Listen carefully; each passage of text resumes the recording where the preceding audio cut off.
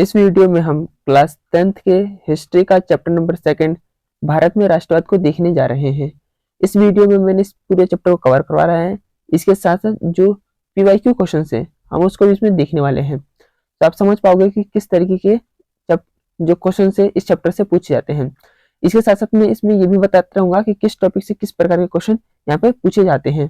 तो वीडियो को शुरू से एंड तक पूरा देखना, इससे आप कम टाइम में ज्यादा से ज्यादा रिविजन कर पाओगे।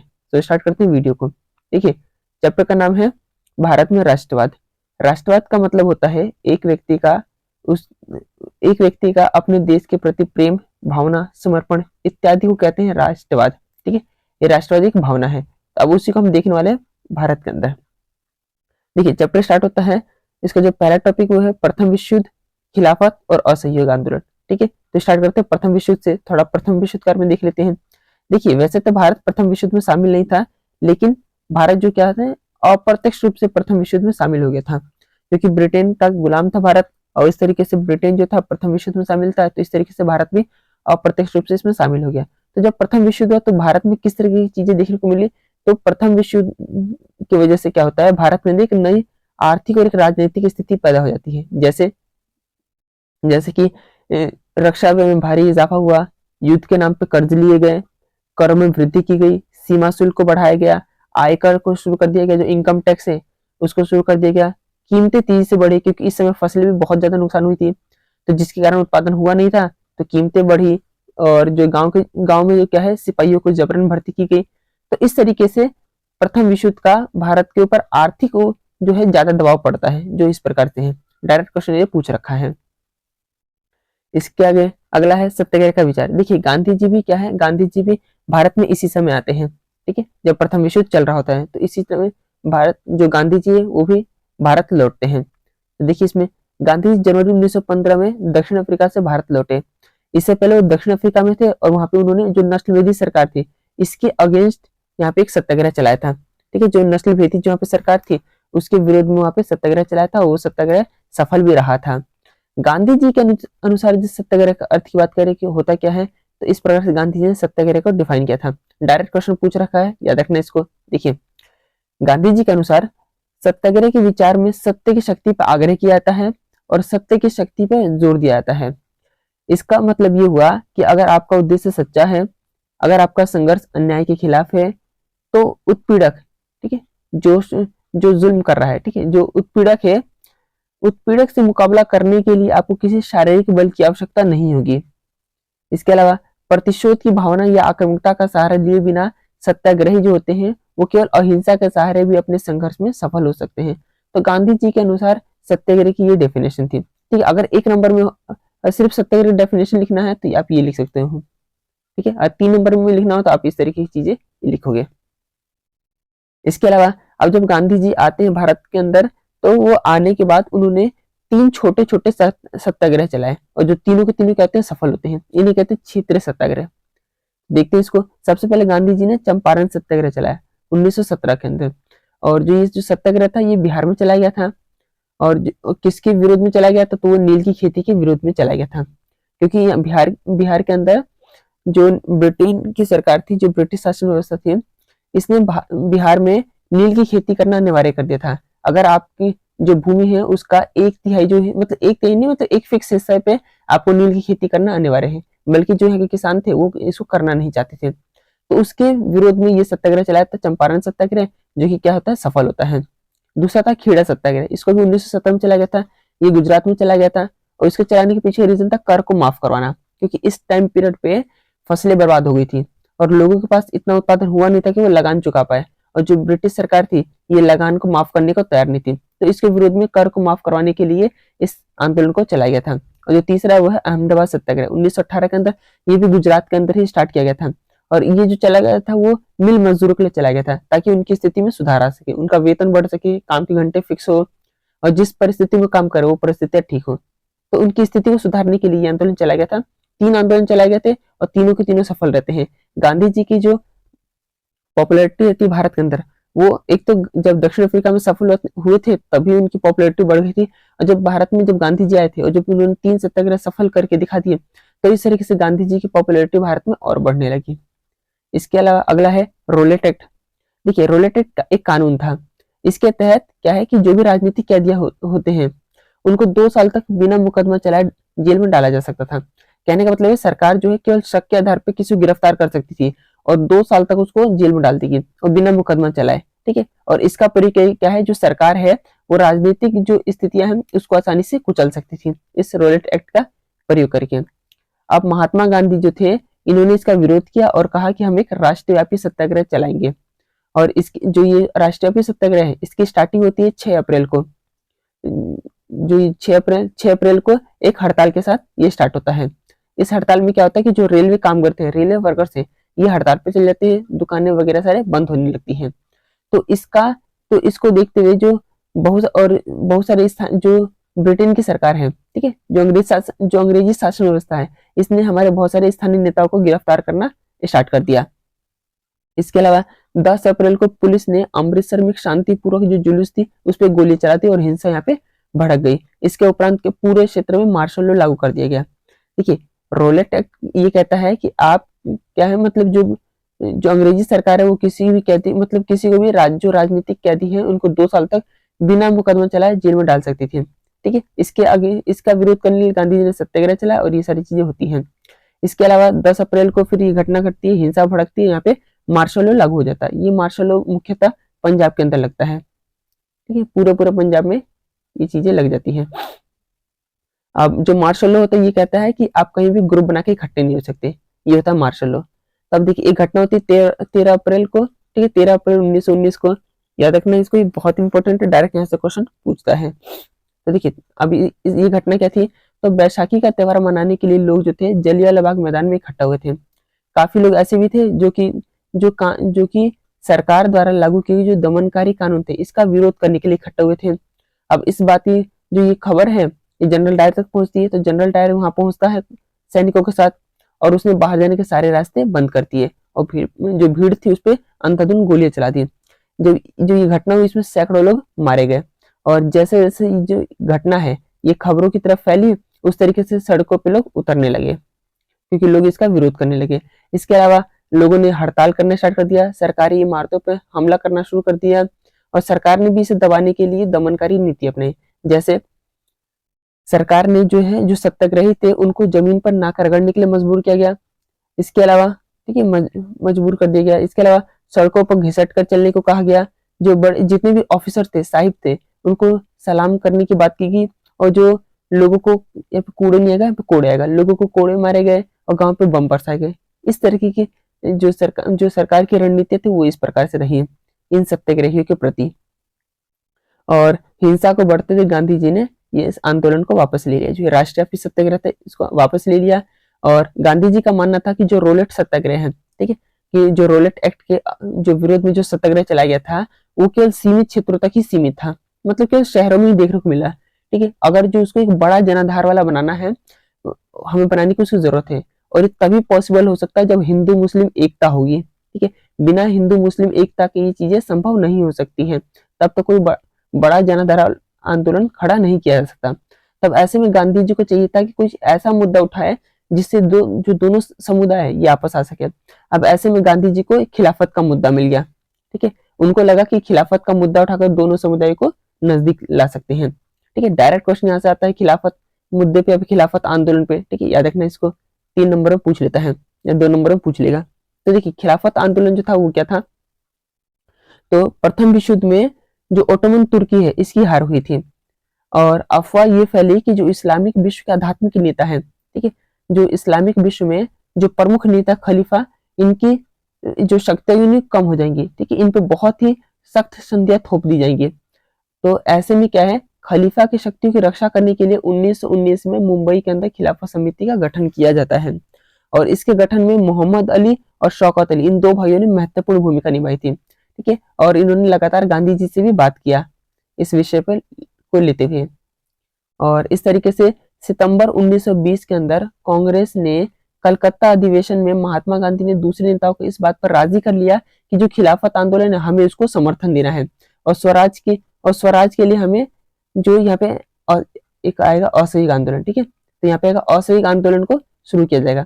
मतलब गांधी जी ने सभी लोगों को इस बात पर राजी कर लिया कि हम क्या करेंगे, खिलाफत आंदोलन को समर्थन देंगे और साथ ही साथ असहयोग आंदोलन भी स्टार्ट करेंगे और दोनों आंदोलन हम मिला के चलाएंगे। तो इस तरीके से क्या है, एक बड़ा जनाधार आंदोलन खड़ा होगा और इस तरीके से जो ब्रिटिश शासन व्यवस्था है, ठीक है, वो उससे हमारा देश क्या हो जाएगा, आजाद हो जाएगा।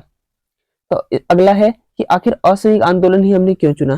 तो देखिए गांधी जी बताते हैं, उन्होंने अपनी पुस्तक में लिखा हिंद स्वराज के अंदर कि जो महात्मा गांधी कहते हैं कि जो भारत के अंदर जो ब्रिटेन की शासन व्यवस्था है, ब्रिटिश शासन व्यवस्था है, वो भारतीय के सहयोग से ही स्थापित हुआ है और इसी कारण से ही चल रही है।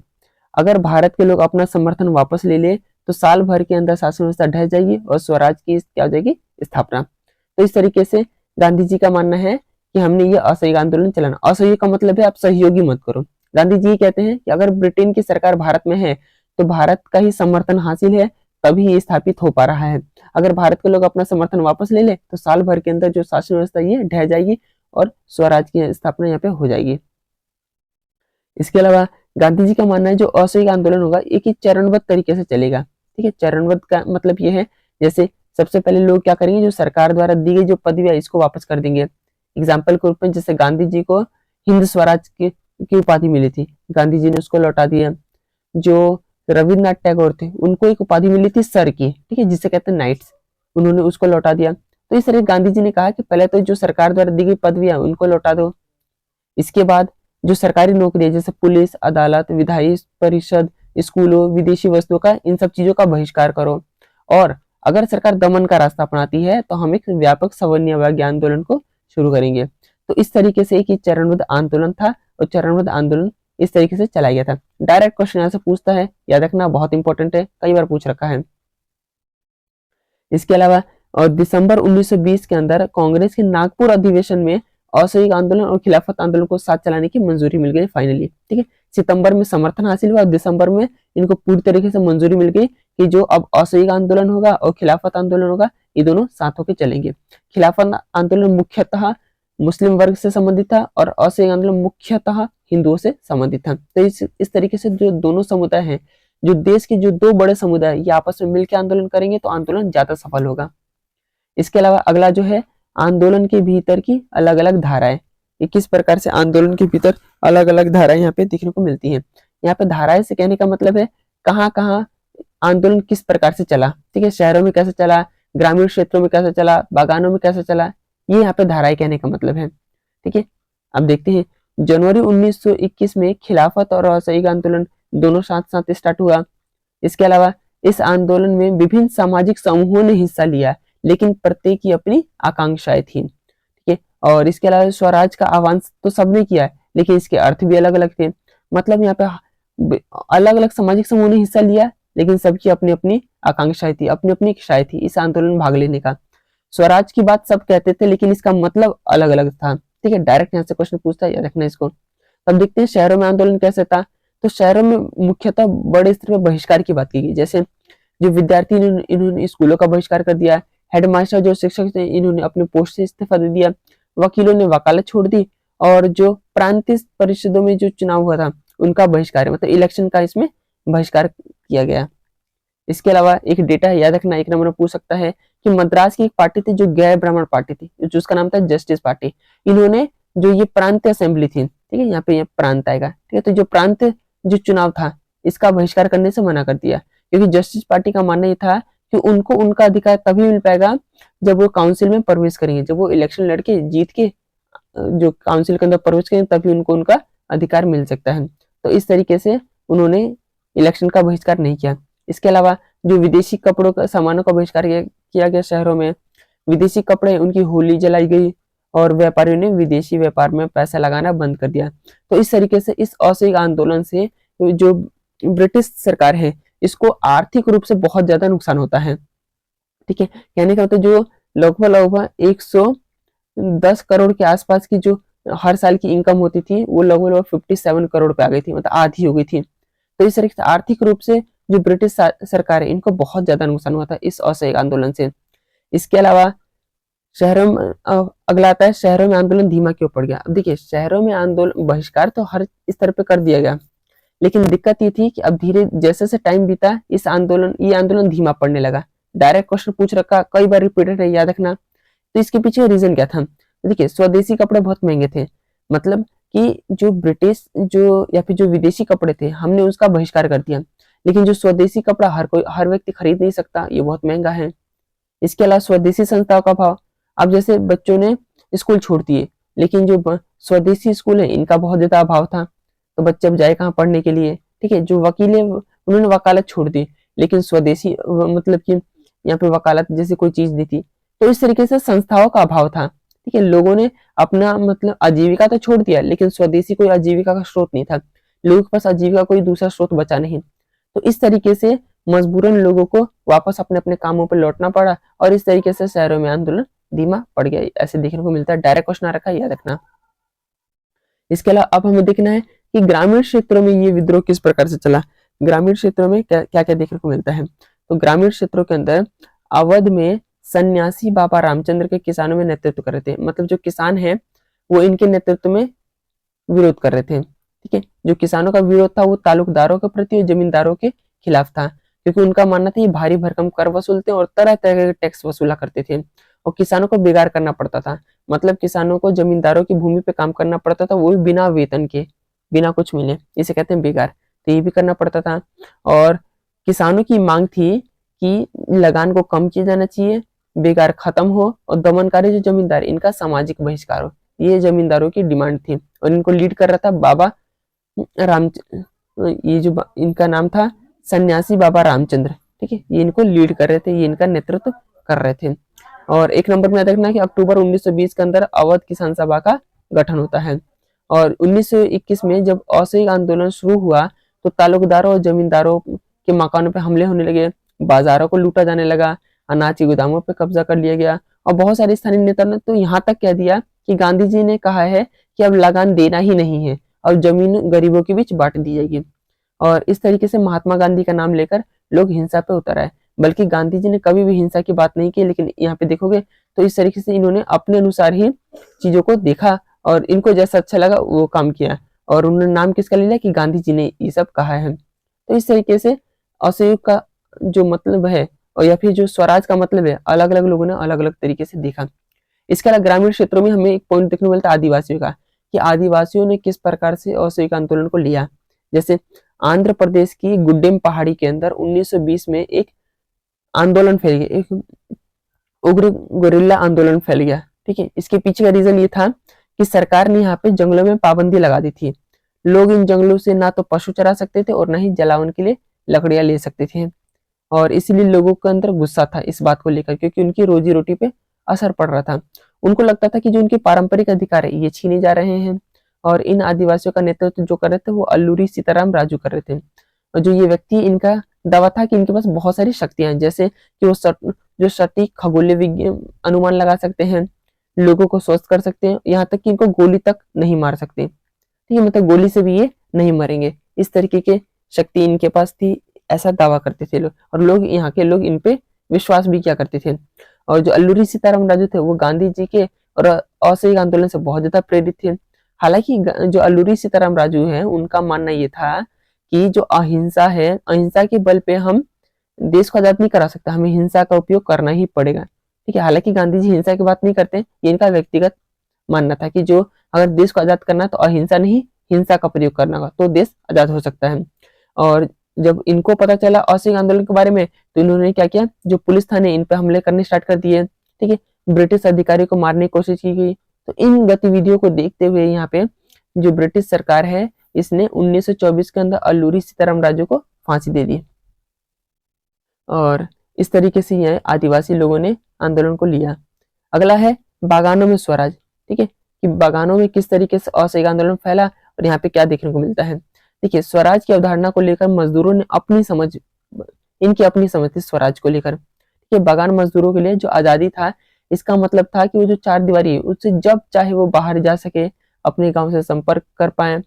लेकिन 1859 का एक एक्ट है, इनलैंड इमिग्रेशन एक्ट, ये कहता है कि जो बागान में काम कर रहे मजदूर हैं उनको बिना इजाजत बाहर जाने की, मतलब इजाजत ही नहीं है, बिना परमिशन के आप बाहर नहीं जा सकते। ये इनलैंड इमिग्रेशन एक्ट कहता है 1859 का, जो कि इनको बहुत ही कम मजदूरों को मिलती थी, तो बहुत ही कभी कभी किसी को ऐसे परमिशन मिलती थी बाहर जाने के लिए। इसके अलावा जब इन लोगों ने असहयोग आंदोलन के बारे में जब इनको पता चला तो उन्होंने अधिकारियों की अवहेलना करना स्टार्ट कर दिया और बागान छोड़कर अपने गांव की तरफ निकल पड़े। और उनका मानना था अब गांधी राज आ गया है और गांव में अब सभी को जमीनें मिल जाएंगी। लेकिन दिक्कत ये थी कि जो रेलवे थी हड़ताल थी, मजदूर बीच में फंस गए, पकड़े गए और उनको बहुत ज्यादा पीटा गया। तो इस तरीके से बागानों में एक असहयोग आंदोलन देखने को मिलता है। अगला है चोरी चोरा कांड। देखिए एक छोटी सी घटना हो जाती है। फरवरी 1922 के अंदर यूपी के गोरखपुर जिले में घटना घटती है। ठीक है, चोरी चोरा गांव का ही नाम है। ठीक है, वहां पे मतलब यहाँ वहां पे हिंसा हो जाती है, इसलिए इसको चोरी चोरा कांड का नाम दे दिया गया। फरवरी 1922 में यूपी के गोरखपुर में पुलिस वालों ने शांतिपूर्वक जुलूस पे गोली चला दी और जो गुस्साई भीड़ थी उन्होंने पुलिस वाले पर हमला कर दिया और पुलिस थाने में ही आग लगा दी। बहुत सारे पुलिस वाले मारे भी गए थे। और ऐसी हिंसा को देखते हुए गांधी जी ने असहयोग आंदोलन को भी वापस ले लिया। तो इस तरीके से असहयोग आंदोलन को भी जो क्या है गांधी जी ने वापस ले लिया।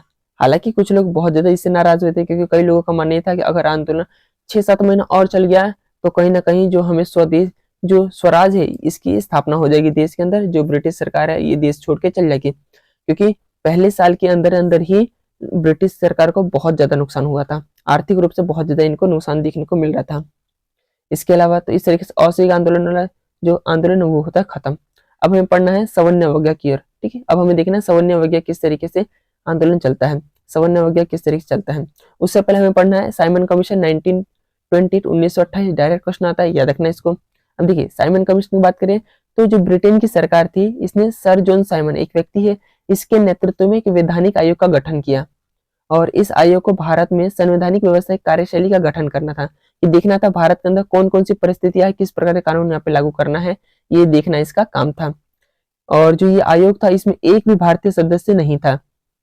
इसीलिए जब 1928 में साइमन कमीशन भारत पहुंचा तो साइमन कमीशन गो बैक के यहाँ पे नारे लगे और कांग्रेस ने, मुस्लिम लीग ने, बल्कि सभी पार्टियों ने इस बात का विरोध किया कि इसमें एक भी भारतीय सदस्य क्यों नहीं है, इस बात का विरोध किया।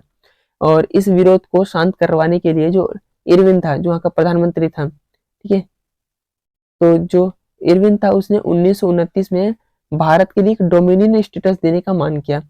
डोमिनियन स्टेटस का मतलब है जो सरकार बनेगी उसमें हम भारतीयों को भी जगह देंगे, हम मिलकर शासन व्यवस्था करेंगे, इसे कहते हैं डोमिनियन स्टेटस। लेकिन कब देंगे, किस हिसाब से देंगे, इस बात का कोई जिक्र नहीं था। सिर्फ वादा कर दिया क्या कि अगर आप लोग मतलब इस आंदोलन को बंद कर देते हो तो इस तरीके से क्या है हम आपको डोमिनियन स्टेटस देंगे, लेकिन कब देंगे, क्या होगा, कैसे नहीं होगा, इससे रिलेटेड कोई बात नहीं कही गई थी।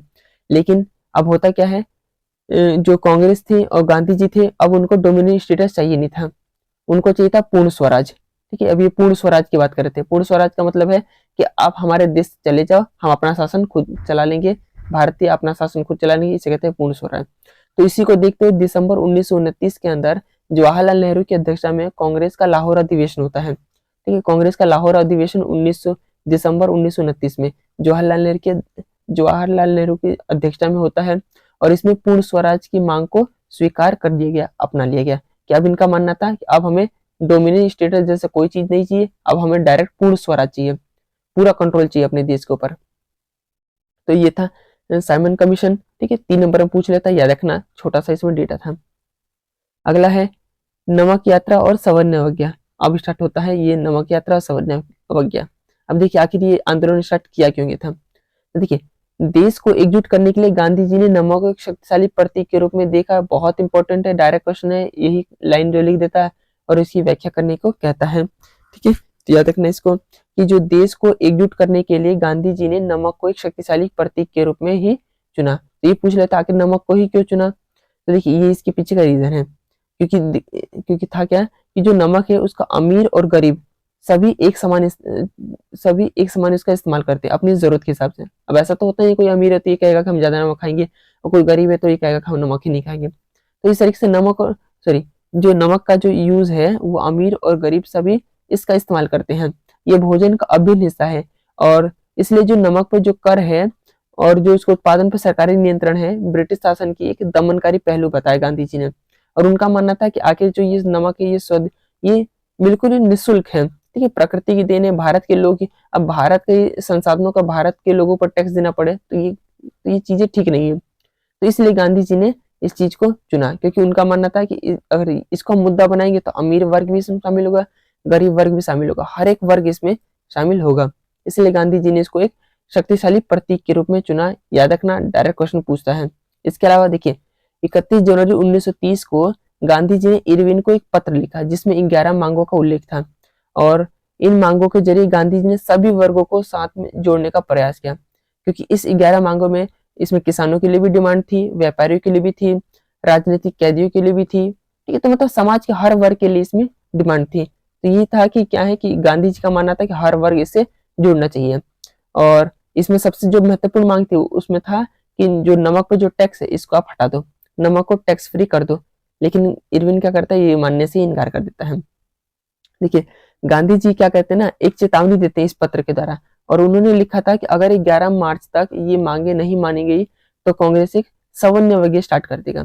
31 जनवरी 1930 को पत्र लिखते हैं और अल्टीमेट देते हैं 11 मार्च 1930 को, ठीक है। अगर ऐसा नहीं हुआ तो हम एक सवर्ण वगैरह स्टार्ट कर देंगे। और इरविन ने ये जो मांगे ये मानने से इनकार कर दिया।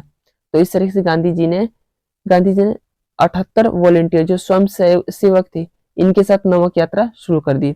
जो ये नमक यात्रा ये साबरमती आश्रम से स्टार्ट होती है, 240 किलोमीटर दूर दांडी तक जाती है, ठीक है, जिसमें 24 दिन उनको लगे। एवरेज हर दिन 10 किलोमीटर की यात्रा इन्होंने किया। और गांधी जी जहां भी रुकते थे, ठीक है, गांधी जी जहां भी रुकते थे हजारों लोग उनको सुनने के लिए आ जाते थे। और इन सभाओं में गांधी जी ने स्वराज का अर्थ स्पष्ट किया, ठीक है। गांधी जी ने असहयोग आंदोलन के लिए, ठीक है, गांधी जी ने इसके स्वराज का मतलब बता रखा था कि लोगों को बड़े स्तर पर स्वराज का मतलब नहीं पता था। तो यहाँ पे गांधी जी ने ये स्वराज मतलब स्वयं से लोगों से मिले और अपनी सभा में स्वराज का अर्थ स्पष्ट किया। और उन्होंने कहा कि आप जो भी आंदोलन करोगे शांतिपूर्वक तरीके से अवज्ञा करोगे, ठीक है, इसमें कहीं पे भी हिंसा नहीं होनी चाहिए। और इसके अलावा 6 अप्रैल को गांधी जी दांडी पहुंचते हैं, समुद्र का पानी उबालकर नमक बनाना शुरू करते हैं, और इस तरीके से कानून का उल्लंघन होता है और ये आंदोलन स्टार्ट हो जाता है, ठीक है। अगला है कि जो सविनय अवज्ञा है ये असहयोग आंदोलन किस प्रकार से भिन्न था। डायरेक्ट क्वेश्चन है, बहुत इंपॉर्टेंट है, याद रखना, क्योंकि सविनय अवज्ञा में भी हमें क्या करना है, ब्रिटिशों का विरोध करना है, उनका बहिष्कार करना है। असहयोग आंदोलन में भी ब्रिटिशों का विरोध करना था, बहिष्कार करना था। तो आखिर अलग क्या है, अलग क्या है दोनों आंदोलन के अंदर। तो डायरेक्ट कई बार क्वेश्चन पूछ रखा है, याद रखना इसको। जैसे देखिए जो सवर्ण अवज्ञा है वो किस प्रकार से असहयोग आंदोलन से वापस अलग था। तो इसमें क्या है कि इसमें मतलब जो सवर्ण अवज्ञा है, जो सवर्ण अवज्ञा है इसमें ना केवल अंग्रेजों का असहयोग करना था बल्कि औपनिवेशिक कानूनों का उल्लंघन करना था, ठीक है। मतलब जो सवर्ण अवज्ञा आंदोलन था इसमें एक तो था कि हमें ब्रिटिशों का की सहयोग बिल्कुल नहीं करना है, और साथ साथ इसमें था कि औपनिवेशिक कानूनों का भी उल्लंघन करना था। असहयोग आंदोलन में कानूनों का उल्लंघन नहीं था, लेकिन सवर्ण अवज्ञा में कानूनों के उल्लंघन की भी बात की गई। इसके अलावा देश के विभिन्न भागों में नमक कानूनों को तोड़ा गया। बहुत सारे जो स्थान पर जो जंगल में रहने वाले लोग हैं उन्होंने कानूनों को तोड़ा, ठीक है, जंगल के जो कानून थे उनको तोड़ा। वे अपने मवेशियों को चराने के लिए जंगलों में ले गए, वहां से लकड़ियां भी ले आए। तो इस तरीके से क्या है, इसमें एक तो था कि असहयोग मतलब सहयोग ही मत करो और साथ साथ औपनिवेशिक कानूनों का उल्लंघन भी करो। तो ये इस प्रकार से ये देखने को मिलता है जो सवर्ण आंदोलन है ये असहयोग आंदोलन से अलग था। इसके अलावा देखो ये कानूनों का उल्लंघन तो किया गया, ठीक है। अगर जी आए तो आप ये इन चीजों को लिख सकते हो और इस तरीके से आपको पूरे नंबर मिलेंगे इसके लिए। इसके अलावा इस आंदोलन में विदेशी कपड़ों का बहिष्कार किया गया था, ठीक है, इसमें भी हमें सहयोग नहीं करना है, इसमें भी बहिष्कार की बात की जाती है। किसानों ने लगान और जो चौकीदारी कर है उसको चुकाने से इनकार कर दिया। गांव में तैनात जो अधिकारी थे उन्होंने इस्तीफा देना स्टार्ट कर दिया। और इसके अलावा जो अंग्रेजी सरकार थी उन्होंने कांग्रेसी नेताओं को गिरफ्तार करना शुरू कर दिया, ठीक है। अब आंदोलन स्टार्ट हुआ, जब ये सारी चीजें चलने लगी, ये ऐसी घटनाएं होने लगी, तब ऐसे में आंदोलन को दबाना भी था। तो उन्होंने अब क्या कर दिया कि अब उन्होंने जितने भी जो कांग्रेसी नेता है इनको गिरफ्तार करना शुरू कर दिया। और जब अप्रैल 1930 में एक व्यक्ति है अब्दुल गफार खान, ठीक है, गांधी जी के बहुत करीबी थे, तो जब इनको गिरफ्तार कर लिया गया तो जनता और पुलिस के बीच हिंसा देखने को मिलती है। और उसी कुछ टाइम बाद गांधी जी को भी गिरफ्तार कर लिया जाता है, और इससे पूरे देश के अलग अलग हिस्से में बड़े स्तर पर हिंसा देखने को मिलती है। और अंग्रेजी सरकार ने दमनकारी फिर वापस नीति अपनाया और महिलाओं को बच्चों तक को मारा गया इसके लिए। और इसको देखते हुए कि यहाँ पे इसमें हिंसा भड़क गई, तो इसको देखते हुए गांधी जी ने आंदोलन को फिर से इसको भी वापस ले लिया, इस पे भी वापस लेने की बात कही गांधी जी ने। इस तरीके से जो ये वाला आंदोलन था इसको भी वापस ले लिया गया। इसके अलावा अगला है लोगों ने आंदोलन को कैसे लिया। ठीक है, कि जो सवर्णवर्गीय आंदोलन था इसमें लोगों ने आंदोलन को कैसे लिया, मतलब किन किन वर्गों ने इसमें भाग लिया। इससे पहले आप ये समझिए कि जो सवर्णवर्गीय है इसके अलग अलग नाम है। जैसे अगर सिविल नाफरमानी लिखा हो या सवर्णवर्गीय लिखा हो या दांडी मार्च लिखा हो या नमक सत्याग्रह, चारों नाम एक ही है, क्वेश्चन किसी भी पे भी आ जाएगा। ठीक है, कंफ्यूज मत होना। सिविल नाफरमानी, सवर्णीय अवज्ञा, दांडी मार्च या नमक सत्याग्रह, ये सारे क्या है, एक ही नाम है। ठीक है, तो एग्जाम में कुछ भी दे सकता है सवर्णीय अवज्ञा ना देकर। अब हमें पढ़ना है कि लोगों ने आंदोलन को कैसे लिया, मतलब किस, और यहाँ से जो क्वेश्चन आता है इस टॉपिक से ये आता है कि किस किस वर्ग ने इसमें हिस्सा लिया। ठीक है, और उनके लिए, और आखिर लिया तो उनके लिए स्वराज का मतलब क्या था, उन्होंने किस उद्देश्य को ध्यान में रखते हुए लिया। तो इसको देखिए, हमें इसमें पहले पढ़ना है कि किन किन वर्गों में लिया, और हमें ये भी देखना है कि जैसे मान लेते हैं गांव के संपन्न किसानों ने इसमें हिस्सा लिया, तो आखिर इनका उद्देश्य क्या था ये भी हम इसमें देखेंगे। ठीक है, एक तो डायरेक्ट इससे ऐसे पूछ लेगा कि जो संपन्न किसान थे उन्होंने सवर्णवर्गीय आंदोलन में हिस्सा लिया, तो इसके लिए, तो इनके लिए स्वराज का मतलब क्या था।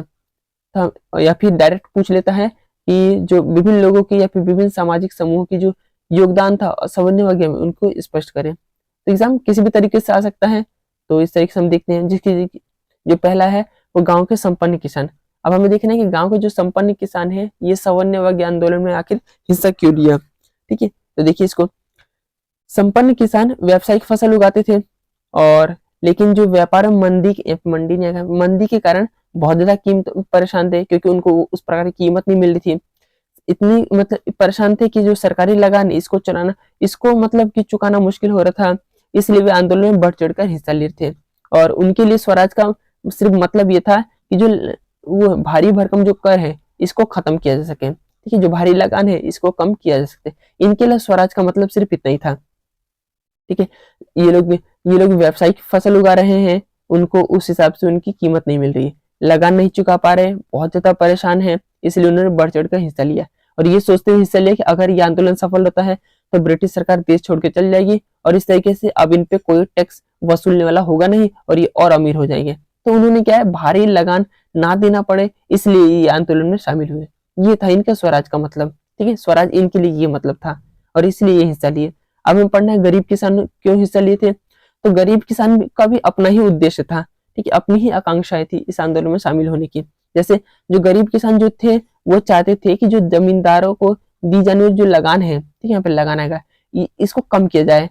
इसके अलावा मंदी के कारण लोग जो है लगान नहीं चुका पा रहे थे। ठीक है, एक तो लगान की कमी भी होनी चाहिए जो जमींदारों को दे रहे थे। इसके पीछे रीजन ये था क्योंकि जो मंदी थी, जो व्यापार में मंदी हो रही थी, जिसके कारण जो व्यापारिक जो फसलें हैं उनकी जो कीमत है वो मार्केट में गिर चुकी थी, तो लगान चुकाना तक मुश्किल हो रहा था इनको भी, इन गरीब किसानों को भी। तो वो चाहते थे कि जो जमीन का भाड़ा है वो भी माफ हो जाए, मतलब लगान तो माफ हुई हो, इसके अलावा जो जमीन का भाड़ा है वो भी माफ हो जाए। तो इस तरीके से इनकी अपनी आकांक्षा थी, इसलिए उन्होंने इस आंदोलन में हिस्सा लिया। जो तीसरा वर्ग है वो है व्यावसायिक वर्ग। ठीक है, जो बिजनेसमैन वर्ग है, इन्होंने क्यों हिस्सा लिया। तो देखिए, प्रथम विश्व जब हो रहा था तो इस दौरान जो भारतीय व्यावसायिक वर्ग थे इनको बहुत ज्यादा फायदा हो रहा था, क्योंकि जो ब्रिटेन, जो विदेशी जो कंपनियां थी वो तो युद्ध के कारण क्या है, इनका आयात निर्यात बंद हो गया था भारत से। तो भारतीय लोगों के पास स्वदेशी ही अपनाने को मिला उस समय 4 सालों के लिए, 1914 से लेकर 1918 के अंदर।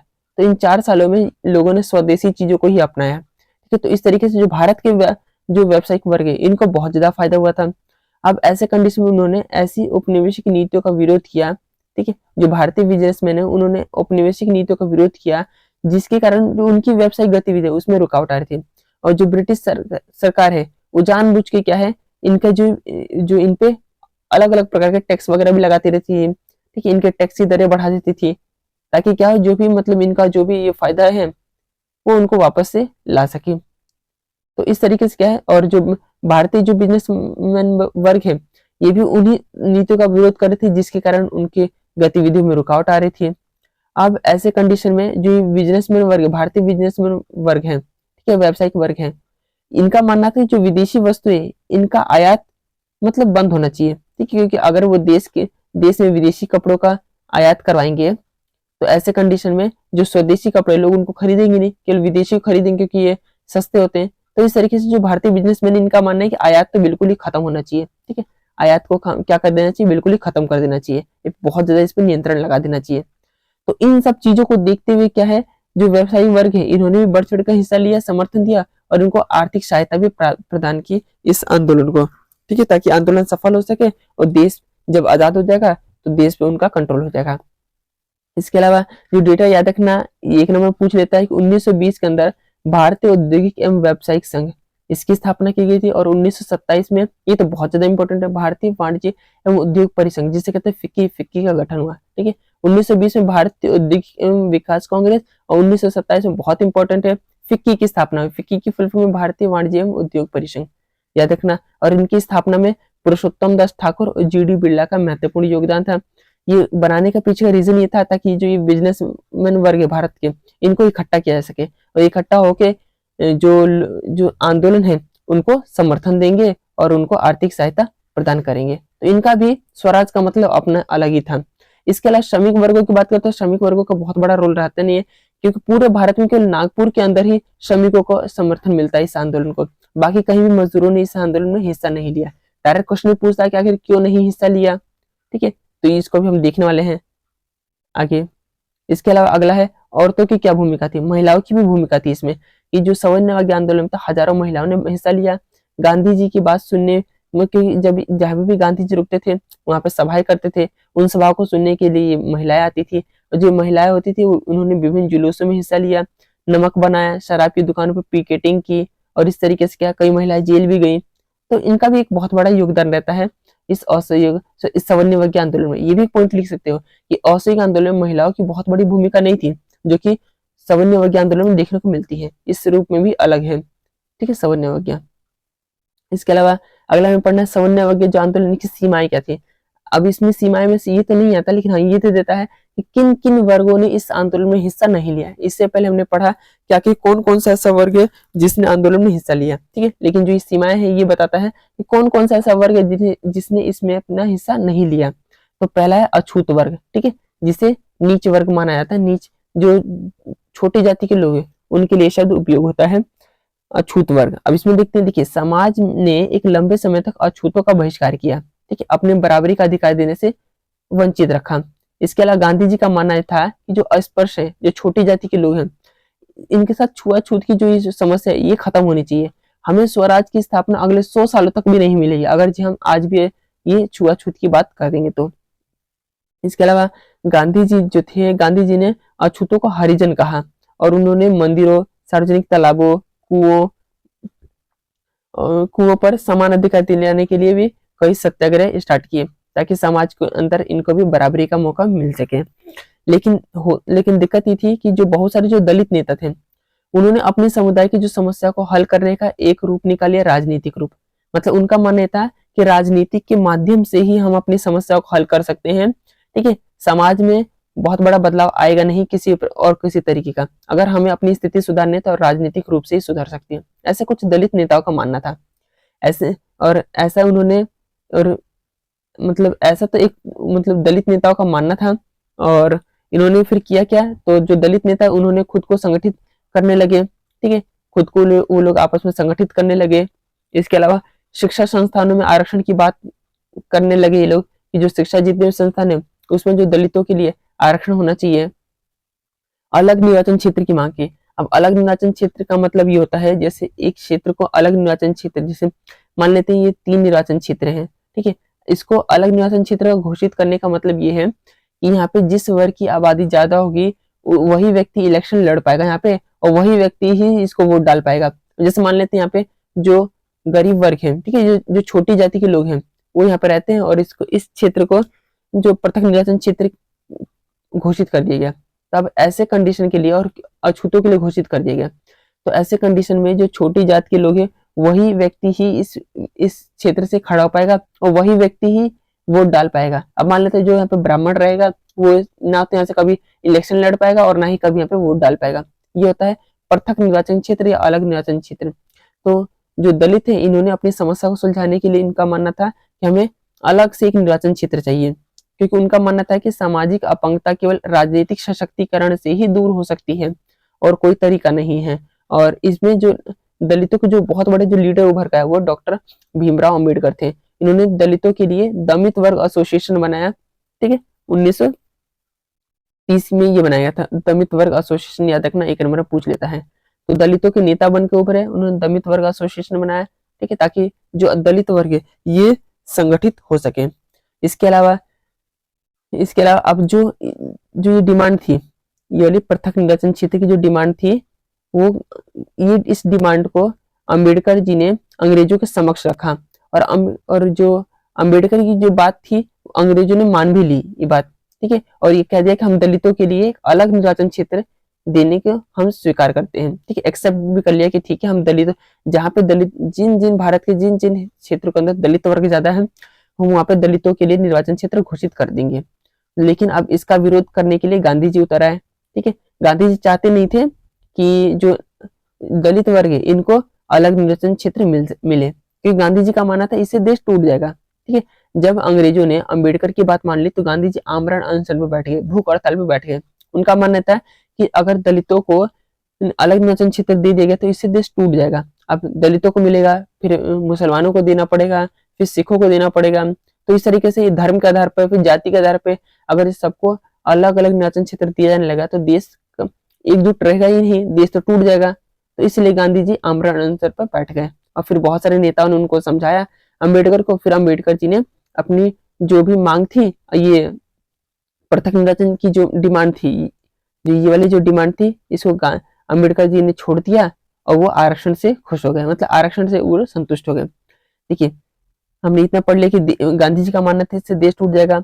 अंबेडकर ने गांधी जी की बात मान ली और पृथक निर्वाचन जो क्षेत्र थी इसकी डिमांड को छोड़ दिया उन्होंने, और सितंबर 1932 के अंदर एक पूना पैक्ट हुआ, ठीक है। इसके तहत दलितों को जो प्रांतीय असेंबली होगी और जो केंद्रीय असेंबली होगी, इसमें इसके अंदर आरक्षित सीटें दी जाएगी, यहाँ पे सीट जाएगा, सीटें आएगी, ठीक है।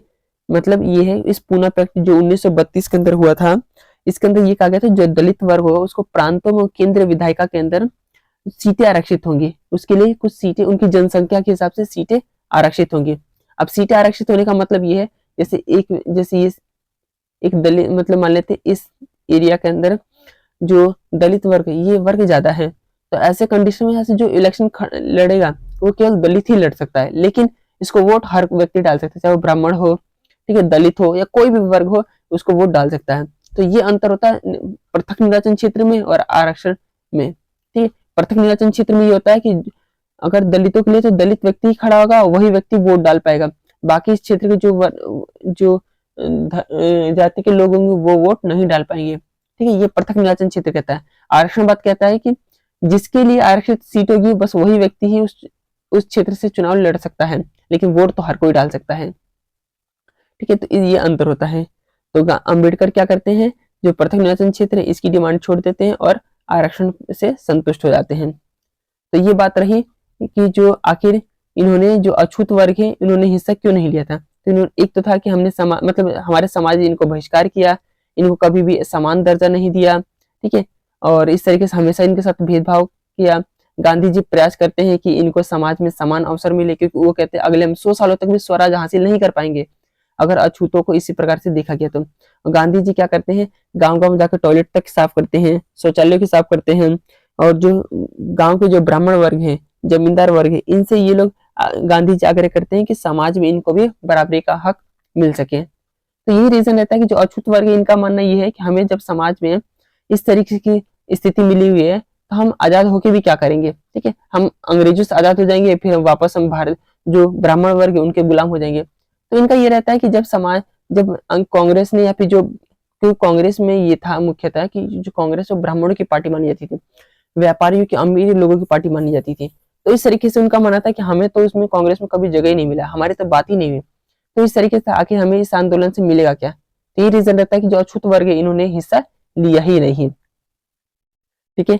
और अगला हमें पढ़ना है मुस्लिम वर्ग ने, आखिर इसने हिस्सा क्यों नहीं लिया। तो देखिए असहयोग आंदोलन जब हो रहा था तब इस असहयोग आंदोलन के अंदर खिलाफत आंदोलन चला था, असहयोग आंदोलन चला था, दोनों मिलकर आंदोलन चल रहे थे, बहुत सफल भी हो रहा था। लेकिन एक टाइम बाद असहयोग आंदोलन को वापस लिया, यहाँ पे असहयोग आएगा, ठीक है। तो असहयोग आंदोलन को वापस ले लिया गया। अब उसके बाद जो मुस्लिम वर्ग है ये कांग्रेस से वापस दूर होने लगा। हालांकि 1927 में दोबारा प्रयास किया गया था कि जो हिंदू मुस्लिम एकता है उसको स्थापित किया जाए, लेकिन मोहम्मद अली जिन्ना का मानना यह था कि हम इस आंदोलन, जो 54 वर्गीय आंदोलन है, हम इस आंदोलन में तभी शामिल होंगे जब मुसलमानों को केंद्रीय सभाओं में जनसंख्या के आधार पर सीटें आरक्षित होंगी। ठीक है, अगर ऐसा होगा तो पृथक निर्वाचन की जो डिमांड है वो भी छोड़ देंगे। ठीक है, जो अम्बेडकर करते हैं। तो इस तरीके से क्या है, मुस्लिम वर्ग के लिए पृथक निर्वाचन क्षेत्र की मांग करते हैं। ठीक है, और उनको कहते हैं कि या फिर जनसंख्या के हिसाब से हमें आरक्षित सीटें दे दो, तो हम भी जो आंदोलन है हम उसमें शामिल होंगे। लेकिन कांग्रेस के बहुत सारे नेताओं ने इसको देने से मना कर दिया, और इस तरीके से जो मुस्लिम वर्ग है उन्होंने हिस्सा इसमें नहीं लिया। इसके अलावा जो तीसरा मजदूर वर्ग, कि मजदूर वर्ग ने क्यों नहीं हिस्सा लिया, जैसे क्वेश्चन भी पूछ रखा है कि मजदूर वर्ग हमेशा कटा हुआ क्यों महसूस करता है कांग्रेस से। तो देखिए, तो कांग्रेस जो था एक वो ब्राह्मणों की और उद्योगपतियों का दबदबा था कांग्रेस के अंदर, क्योंकि यही व्यक्ति फंडिंग करते थे तभी कांग्रेस चल पा रही थी। तो और ऐसे के अंदर, ऐसे में जो मजदूर वर्ग है इनके लिए कोई जगह नहीं थी उस पार्टी के अंदर, कांग्रेस के अंदर। और अक्सर जो जो कांग्रेस है वो मजदूरों की डिमांड को अनदेखा करती रही, क्योंकि जो कांग्रेस के अंदर जो लोग बैठे हुए वो यही वर्ग है, ये उद्योगपति तो जाके बैठे हुए हैं। अब कोई मजदूर अपनी डिमांड लेके आएगा तो यही व्यक्ति तो सुनने वाले हैं, तो आके वो उस व्यक्ति की, मजदूर की डिमांड को क्यों मानेंगे। तो इस तरीके से कांग्रेस जो है अक्सर मजदूर की डिमांड को हमेशा अनदेखा करती रही। तो इस तरीके से मजदूर वर्ग ने एक बहुत बड़ा मतलब हिस्सा इसमें शामिल नहीं हुआ। और इस तरीके से जो मेन जो टॉपिक थे वो मैंने कवर करा दिया, पॉइंट टू पॉइंट मैंने चीजों को कवर करवा रखा है, इसमें कोई भी चीज फालतू नहीं है। एक एक जो इसमें जो पॉइंट है वो इंपॉर्टेंट है, डायरेक्ट क्वेश्चन आता है। मैंने पूरे चैप्टर में ये भी बताया है कि कहाँ कहाँ से किस प्रकार से क्वेश्चन बनते हैं। तो आप इस वीडियो को ढंग से देखना, ठीक है, अच्छी प्रकार से पूरा शुरू से एंड तक जरूर देखना। और इस तरीके से जब आप इस चीजों को देख लोगे तो इससे आपके इस वाले टॉपिक से, ठीक है, इस वाले जो चैप्टर, ये जो चैप्टर है इसे 5 से 7 नंबर के क्वेश्चन देखने को मिलते हैं। तो इस तरीके से आप सारे क्वेश्चन कर पाओगे। और लास्ट टॉपिक है और जो अगला टॉपिक है वो है सामूहिक अपनेपन की भावना। यहाँ से मैं आपको इसके एक क्वेश्चन कराऊंगा, वही क्वेश्चन आता है और कोई इससे रिलेटेड क्वेश्चन नहीं आता है। ठीक है, इसमें ये है कि देश के अंदर सामूहिक अपनेपन की भावना उत्पन्न करने में किन किन जो चीजों ने रोल, मतलब किन किन चीजों का रोल रहा है सामूहिक अपनेपन की भावना उत्पन्न करने। सामूहिक अपनेपन का मतलब होता है जब एक देश के हर एक नागरिक को ये महसूस हो कि हम एक ही देश के नागरिक हैं। ठीक है, और हम एक ही, मतलब हमारी संस्कृति, हमारी भाषा एक ही है। तो जब ये लोगों को ना महसूस होता तो ये कहलाता है सामूहिक अपनेपन की भावना। तो अब हमें देखना है कि भारत के अंदर आखिर वो कौन कौन से कारक हैं जिन्होंने सामूहिक अपनेपन की भावना को उजागर किया भारत के अंदर। तो देखिए, हालांकि जो सामूहिक अपनेपन की भावना जागृत करने के अनेक कारक थे, ठीक है, बहुत सारे कारकों का योगदान रहा, जैसे चित्र एवं प्रतीक। यहाँ से एक एक नंबर के भी क्वेश्चन, यहाँ पे डेटा बहुत ज्यादा है, ठीक है, तो याद रखना इसको, यहाँ से एक एक नंबर के क्वेश्चन पूछ लेता है। तो देखिए, अगला पहला है चित्र एवं प्रतीक, इनका योगदान रहा सामूहिक अपनेपन की भावना उत्पन्न करने में। ठीक है, 5 नंबर का क्वेश्चन आता है, कोई क्वेश्चन आ रखा है, हम ये भी देखेंगे इसमें। जैसे छवि के द्वारा राष्ट्रवाद को पहचान दिया गया। ठीक है, अगर हम बात करें ना तो केवल राष्ट्रवाद की, तो अगर हम सिर्फ ऐसे एक सिंपल राष्ट्रवाद की बात करें तो एक अमूर्त विचार है, मतलब इसी कोई ना तो छवि बनती है ना किसी प्रकार कुछ पता चलता है। लेकिन अगर जब हम इसी राष्ट्रवाद को हम एक छवि दे दे, एक आकार दे दे, तो इससे लोग बहुत जल्दी कनेक्ट कर पाएंगे। ठीक है, तो छवि के द्वारा क्या है, छवि के द्वारा राष्ट्रवाद को पहचान दिया गया और 20वीं शताब्दी में भारत माता की एक छवि बनाई गई। और इस छवि की शुरुआत बंकिम चंद्र चट्टोपाध्याय ने किया था और 1870 में उन्होंने वंदे मातरम गीत लिखा, एक नंबर पूछ लेता है, याद रखना। और बाद में इसे अपने उपन्यास आनंद मठ में शामिल कर लिया, यहाँ पे आएगा आनंद मठ। ठीक है, इसको ठीक कर लेना आप, यहाँ पे आएगा आनंद मठ। तो आनंद मठ, ये पूछ रखा आनंद मठ किसका उपन्यास है, तो बंकिम चंद्र चट्टोपाध्याय का। उन्होंने वंदे मातरम लिखा 1870 के अंदर और बाद में इसको आनंद मठ में शामिल कर लिया। और जो स्वदेशी आंदोलन चल रहा था इसमें खूब गाया गया था इसको। ठीक है, इससे लोगों के अंदर सामूहिक अपनेपन की भावना उत्पन्न हुई थी। दूसरा है साहित्य एवं लोक कथा है, इनका भी योगदान रहता है। ठीक है, इनका भी योगदान है सामूहिक अपनेपन की भावना उत्पन्न करने में। जैसे जो राष्ट्रवादी थे इन्होंने भाट और चारणों द्वारा सुनाई जाने वाली लोक कथाओं को दर्ज किया। मतलब जो भी लोग क्या है, जो मतलब जो स्थानीय लोग हैं, ठीक है, वो जो कविताएं कहानी वगैरह सुनाते थे, इन्होंने इनको दर्ज करना शुरू किया, क्योंकि उन कहानी किस्सों के अंदर उन चीजों का, मतलब उन चीजों की बात की जाती थी जो एक टाइम पे बहुत ज्यादा वो बहुत, मतलब पहले जो स्वतंत्र थे। ठीक है, हमारी एक ऐसी संस्कृति उभरती है, ये एक ऐसी संस्कृति देखने को मिलती है, एक ऐसा टाइम देखने को मिलता है जब भारत स्वतंत्र था, उसमें विदेशी ताकतों का कोई कब्जा नहीं था। ठीक है, अब ताकि जब लोग इन सब चीजों को सुने तो लोगों को महसूस हो गया कि आज का टाइम और एक पिछले कई सौ वर्षों का टाइम, कितना बड़ा अंतर था। एक टाइम ऐसा था कि भारत स्वतंत्र हुआ करता था, इस पे किसी प्रकार का कोई विदेशी ताकतों का कब्जा नहीं था, लेकिन वर्तमान में कई विदेशी कब्ज जो ताकतें वो भारत को कंट्रोल कर रही हैं। इसके अलावा वे लोगों के गीतों को इकट्ठा करने के लिए गांव-गांव घूमने लगे। कई जो जो लोग थे उन्होंने क्या है, लोक गीतों को इकट्ठा करने के लिए गांव-गांव घूमने लगे। और जो ये लोक कथाएं होती है, ये उन परंपराओं को दर्शाती है जो बाहरी ताकतों ने अब दूषित कर दिया है, जो अब खत्म कर दिया है। इसके अलावा जो रविन्द्रनाथ टैगोर है, इन्होंने भी कई परंपराओं को जीवित करने वाले आंदोलन का नेतृत्व किया। और मद्रास में एक व्यक्ति जिनका नाम नटेशा शास्त्री, याद रखना, एक नंबर में पूछ लेता है, इन्होंने ना the folklores of the southern India नाम से एक तमिल लोक कथाओं का 4 खंड में प्रकाशन किया। ठीक है, ये खंड ये दे देता है, ये पूछता है किसने प्रकाशित किया है, तो इनका याद रखना नाम नटेशा शास्त्री। इन्होंने जो प्रकाशन किया, ठीक है, यूं समझ लो एक बुक लॉन्च किया, ठीक है, 4 खंडों में, 4 पार्ट में। उसका नाम था the folklores of the southern India, ठीक है, नटेशा शास्त्री ने। इसके अंदर भी लोकगीत लोक कथाओं का ही उल्लेख था, ताकि लोगों को समझ आ सके कि एक टाइम ऐसा भी था जब भारत स्वतंत्र हुआ करता था, इस पे किसी विदेशी ताकत का कोई कंट्रोल नहीं था। वो बात अलग है कि वर्तमान में कई सारी विदेशी ताकतों ने भारत पे कब्जा कर लिया है। इसके अलावा अगला है चिन्ह और प्रतीक। ठीक है, चिन्ह और प्रतीक ने भी इसमें एक रोल निभाया है। इसके देखिए, जैसे बंगाल में स्वदेशी आंदोलन के दौरान एक तिरंगा झंडा बनाया गया, जो कि हरा, पीला और लाल रंग का तैयार किया गया था, और जो कि क्या करता था, जो ब्रिटिश भारत के 8 प्रांतों का प्रतिनिधित्व करते, 8 इसमें कमल के फूल थे, जो कि 8 प्रांतों का प्रतिनिधित्व करते थे, और हिंदू मुस्लिम एकता का प्रतिनिधित्व करता था एक अर्धचंद्राकार, एक मतलब उसके बीच में एक अर्धचंद्र था, जो कि हिंदू और मुस्लिम एकता का प्रतिनिधित्व करता था। इसके अलावा 1921 में गांधी जी ने भी स्वराज का झंडा तैयार किया, जिसमें उन्होंने सफेद, हरा और लाल इन 3 रंगों का उपयोग किया, और इसके मध्य में एक चरखे का प्रतीक था, जो स्वदेश का प्रतीक था। तो इस तरीके से चिन्हों और प्रतीकों ने भी जो क्या है, सामूहिक अपनेपन की भावना उसको जागृत किया। इसके अलावा इतिहास की पुनर्व्याख्या। ठीक है, अंग्रेजों का मानना था कि जो भारतीय वो पिछड़े हुए हैं, ठीक है, जो अपना शासन स्वयं नहीं चला सकते। इसके जवाब में भारत के लोगों ने अपनी महान उपलब्धि खोजने के लिए अतीत में जाने लगे।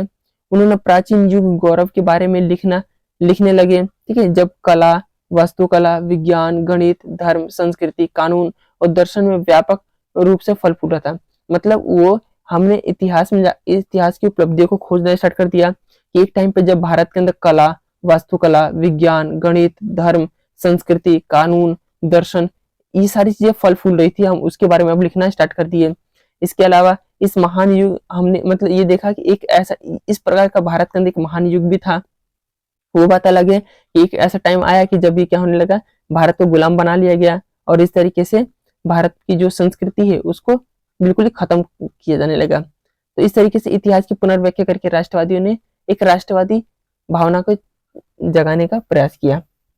इस तरीके से चैप्टर हुआ खत्म। ठीक है, और अब हम इसमें जो इसके जो प्रीवियस ईयर में जो क्वेश्चन आए हुए हैं हम उसको देखने वाले हैं, ताकि आप ये देख पाओ किस तरीके से इसमें क्वेश्चन पूछे जाते हैं। जैसे पहला क्वेश्चन आ रखा है, देखो एक क्वेश्चन ये है कि राष्ट्रीय आंदोलन में विभिन्न समुदायों और क्षेत्रों और भाषाओं के संबंध में अलग अलग समूहों ने सामूहिक अपनेपन की, जो ये आगे ना शब्द सामूहिक अपनेपन की भावना, तो जो हमने ये चीजें पढ़ी है आप इनको इसमें मेंशन कर सकते हो। ठीक है, तो इस तरीके से मैंने कहा ना कि एक क्वेश्चन हम इसमें कर लेंगे सामूहिक अपनेपन की भावना, ये 3 से 4 टॉप पॉइंट है, आप इसको याद कर लेना। इसको 5 नंबर का क्वेश्चन यहाँ से ज्यादा चांसेस में पूछा है, कई बार क्वेश्चन पूछ रखा है इसमें। ठीक है, सामूहिक अपनेपन की भावना उत्पन्न करने में चित्र एवं प्रतीक, साहित्य, लोक कथा है, चिन्ह एवं प्रतीक, इतिहास की पुनर्व्याख्या, तो इन चीजों का आप इसमें मेंशन कर सकते हो। इसके अलावा एक क्वेश्चन था अथवा में था, 3 नंबर पूछा था कि महात्मा गांधी के विचार, ठीक है, महात्मा गांधी के विचार और स्वराज की अवधारणा के बारे में मजदूरों की अपनी समझ थी। ठीक है, अब जो मजदूर है, बागान मजदूर है, जो हमने असहयोग आंदोलन में पढ़ा था, ठीक है, वो मैंने लिखा रखा, आप वहां से देख सकते हो, उदाहरण के माध्यम से इसकी व्याख्या करना। 3 नंबर में आया था, कोई से भी आप 3 पॉइंट उसमें से लिख सकते हो। ठीक है, हमें इसमें देखना मजदूरों ने किस प्रकार से स्वराज का मतलब अपनाया। स्वराज का मतलब था उनके लिए जब मर्जी तब चाहे वो 4 दीवारों से बाहर निकल सके, अपने गांव से संपर्क कर सके, इस तरह की चीजें। अगला है, ये देखो कि ये पूछ रखा 5 नंबर में पूछ रखा है कि भारतीय राष्ट्रीय आंदोलन में असहयोग आंदोलन के महत्व के भारतीय राष्ट्रीय आंदोलन में जो असहयोग आंदोलन के महत्व की उदाहरणों की व्याख्या करना है। हमें इस असहयोग आंदोलन की इसमें व्याख्या करनी है। ये 5 नंबर में आ रखा है, ये आप देख सकते हो। इसके अलावा इस एक क्वेश्चन पूछ रखा है, जो सवर्णवर्गीय आंदोलन किस प्रकार से एक जन आंदोलन बन गया, उदाहरण के माध्यम से बताना था। ठीक है, सवर्णवर्गीय आंदोलन में किस तरीके से एक जन आंदोलन बन गया, जिसमें हमें ये देखने को मिलता है कि इसमें स्टार्टिंग में 78 वॉलेंटियर स्टार्ट करते हैं। ठीक है, फिर गांधी जी जैसे जैसे आगे बढ़ते जाते हैं, सभाएं करते हैं, हजारों लोग उसमें जुड़ते जाते हैं, महिलाएं भी आती हैं, लोग गांधी जी की बात सुनते हैं। ठीक है, इस तरह से गांधी जी ने यहाँ पे सत्याग्रह का सही मतलब समझाया लोगों को, अहिंसा की बात कही, और इस तरीके से वो दांडी पहुंचते हैं। कई लाखों लोगों ने एक साथ नमक बनाया, कानून तोड़ा, और इस तरीके से एक जन आंदोलन के रूप में देखने को मिला। ठीक है, तो आप ये लिख सकते हो इसमें। इसके अलावा इस प्रकार के भी क्वेश्चन पूछे गए हैं, एक फोटो दे देगा और इस तरह के पूछा गया, दिए गए चित्र को देखिए और निम्नलिखित विकल्पों में से चित्र के मतलब चित्रकार का नाम बताना है। तो इसको अविंद्रनाथ टैगोर ने बनाया था, याद रखना इसको। ठीक है, इस चित्र को अविंद्रनाथ टैगोर ने बनाया था। इसके अलावा देखो 5 नंबर में एक क्वेश्चन पूछ रखा है कि जो ग्रामीण इलाकों में सवर्णवर्गीय आंदोलन की प्रगति बतानी है। ठीक है, तो इसमें आप बाबा सन्यासी बाबा रामचंद्र वाले लिख सकते हो। ठीक है, कि अवध में किस तरीके से चीजें चल रही थी। इसके अलावा अगला जो पूछ रखा है, भारत के विभिन्न सामाजिक समूह, वापस आ गया सामाजिक समूह, सामूहिक अपनेपन की भावना, जो मैंने 3 से 4 पॉइंट लिखा रखा उसको आप लिख दो। ठीक है, ऐसा नहीं कि सारा के तो 3-4 पॉइंट है, लेकिन उसमें जो मैंने अंदर जो लिखा रखा उसके 2-2 3-3 पॉइंट लिख दोगे, काफी है, 5 नंबर मिल जाएंगे आपको। इसके अलावा एक क्वेश्चन पूछ रहा है, कांग्रेस के भीतर स्वराज पार्टी के संस्थापकों से संबंधित विकल्प का चयन करना। हाँ, हालांकि मैंने ये वाला मैंने चीजें नहीं पढ़ा है। ठीक है, मतलब 1 नंबर में था ये। ठीक है, ये मैंने कराया नहीं, आप देख लेना इसको। ठीक है, मैं आपको बता देता हूँ इसका आंसर क्या है। ये जो स्वराज पार्टी है, कांग्रेस की भीतर एक पार्टी का गठन था, स्वराज पार्टी। इसको किन किन व्यक्तियों ने बनाया था, तो CR दास और मोतीलाल नेहरू, ये 2 व्यक्ति जिन्होंने इसकी स्थापना की थी। कांग्रेस के अंदर स्वराज पार्टी का गठन किया था CR दास। ठीक है, ऑप्शन सी CR दास और मोतीलाल नेहरू। इसके अलावा अगला है, वापस देखो 5 नंबर में क्वेश्चन पूछ लिया कि असहयोग आंदोलन का ग्रामीण क्षेत्रों में किस प्रकार से विस्तार हुआ। ठीक है, अभी देखो ये ग्रामीण क्षेत्र में ना, अभी हमने पढ़ा ये वाला, अच्छा ये सवर्णवर्गीय आंदोलन था। ठीक है, ग्रामीण क्षेत्रों में पूछ रखा है, और ये असहयोग आंदोलन ग्रामीण क्षेत्रों में पूछ रखा है। तो इस तरीके से इसमें आप लिख सकते हो इसको। इसके अलावा 19वीं शताब्दी के दौरान लोग संस्कृति अभिव्यक्ति किस प्रकार से राष्ट्रीय भावना को, जो सामूहिक अपनेपन की भावना है, इसकी बात कर रहा है, ये आप इसमें लिख सकते हो। इसके अलावा अगला क्वेश्चन इस प्रकार से एक क्वेश्चन ये पूछ रखा है कि दिए गए चित्र को देखना, भारत माता की छवि क्या दर्शाती है, विविधता और विरासत नहीं, आध्यात्मिक ज्ञान ये भी नहीं है, इसके अलावा शक्ति और सत्ता ये भी नहीं है, राष्ट्रवाद और लोकतंत्र, हाँ ऑप्शन डी इसका आंसर होगा। इसके अलावा अगला जो क्वेश्चन है वो है, भारत में आधुनिक राष्ट्रवाद के उदय में उपनिवेशवादियों, जो भारत के अंदर आधुनिक जो राष्ट्रवाद है इसके उदय ने उपनिवेशवादी विरोधी आंदोलन की भूमिका को स्पष्ट करना। ठीक है, कहने का मतलब ये क्वेश्चन ये कह रहा है, 2 नंबर में पूछा है कि जो उपनिवेशवाद का विरोध करने वाला जो एक आंदोलन है, इसकी वजह से राष्ट्रवाद का उदय हुआ। इसकी स्थापना ये किस प्रकार से देखा जा सकता है, तब इसको आप इस प्रकार से लिख सकते हो कि जब जब औपनिवेशिक आंदोलन, जब औपनिवेशिक विरोध, जो उपनिवेशवाद है, इस विरोध आंदोलन ने किस प्रकार से राष्ट्रवाद को बढ़ावा दिया, तो आप इसमें ये लिख सकते हो कि जब इन उपनिवेशवादों का विरोध किया गया तो लोगों के अंदर एक भावना जागृत हुई कि किस प्रकार से हम एक ही देश के नागरिक हैं और हमारी संस्कृति हमारी सभ्यता एक ही है, लेकिन विदेशी ताकतों ने हमें गुलाम बना लिया है। ठीक है, हमारी संस्कृति हमारी परंपरा को दूषित कर दिया है। ठीक है, और इस तरीके से जो क्या है, जो लोग हैं उनका देख राष्ट्रवादी भावना देखने को मिलती है। और जब लोग, और कहीं ना कहीं जब लोग ये देखते हैं कि एक ऐसा आंदोलन चल रहा है जिसमें समाज का हर वर्ग इसमें शामिल हो रहा है, तो लोगों को अपने आप से धीरे धीरे ये बात एहसास होने लगती है कि कहीं ना कहीं बड़े स्तर पे जो चीजें हो रही है वो गलत हो रही हैं। तो ये एक तरीका है कि जो लोगों के अंदर जो राष्ट्रवादी भावना है वो जागृत होती है। इसके अलावा गांधी जी ने ऐसा क्यों कहा था कि जो सत्याग्रह तो शुद्ध आत्मबल है, 2 तर्क के माध्यम से बताना है। तो आप इसमें सत्याग्रह वाली जो डेफिनेशन है उसकी बात लिख सकते हो। ठीक है, इसके अलावा जो ये है, ये अभी भी जो इवनिंग शिफ्ट में होती है प्री बोर्ड के अंदर, जो अभी हुआ था 2025 में, उसका क्वेश्चन है। ठीक है, आप इसको देख सकते हो। इसमें पूछा गया है कि घटनाक्रम को कालक्रम के अनुसार लगाना है, पहले कौन सी हुई थी, फिर कौन सी हुई थी, फिर कौन सी हुई थी। तो अगर आप इसमें देखोगे तो सबसे पहले होता है, देखिए चंपारण सत्याग्रह हमने पहले पढ़ा था, पहले हमने चंपारण सत्याग्रह पढ़ा था एक, ठीक है।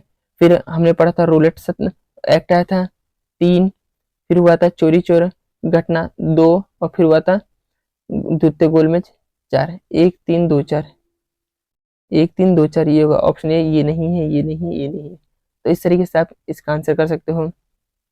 और एक क्वेश्चन ये आया था, ये भी आपका प्री बोर्ड का क्वेश्चन है, जिसमें ये वाला क्वेश्चन, ये क्वेश्चन नंबर 6 है कि सवर्णवर्गीय आंदोलन के दौरान उद्योगपति की भूमिका, ठीक है। अभी हमने पढ़ा था ना उद्योगपति क्या मानते, क्योंकि ये प्रथम विश्व युद्ध में बहुत लाभ कमा लिए, अब ब्रिटिश सरकार इन पे टैक्स लगा रही थी, तो ये इनका विरोध कर रहे थे। तो इस तरीके से क्या भारी लगान से बचने के लिए इन्होंने इस आंदोलन का समर्थन किया, ठीक है। इनको आर्थिक रूप से इनका समर्थन किया।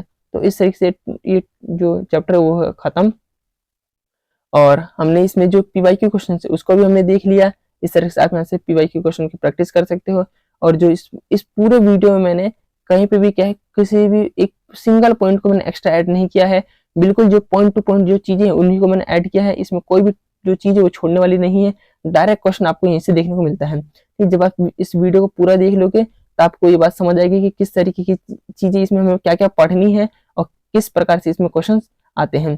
अगर वीडियो अच्छी लगे तो वीडियो को लाइक और सब्सक्राइब जरूर करना, ठीक है। और इसी तरीके से जो बाकी जो चैप्टर्स हैं उसको भी मैंने इसी तरीके से कवर करा रखा है, आप चाहे तो आप उनको भी देख सकते हो।